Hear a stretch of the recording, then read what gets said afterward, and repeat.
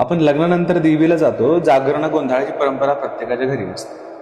असं बऱ्याचशा जणांचा गैरसमज आहे की जागरण करत असताना फक्त खंडोबालाच जायचं, तुळजापूरच्या तुळजाभवानी मातेचं दर्शन घ्यायचे. परंतु मित्रांनो, हा चुकीचा गैरसमज आहे. जागरण गोंधळ करायच्या वेळेस आपल्याला दोन्ही ठिकाणी जावं लागतं, कुलदैवताला आणि कुलस्वामीला.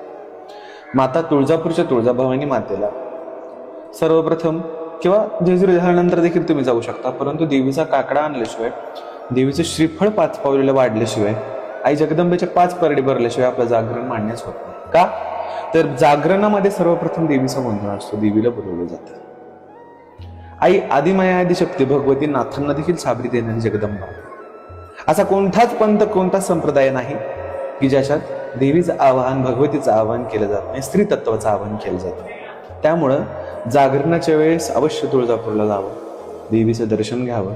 त्यानंतर तुम्हाला भैरवनाथ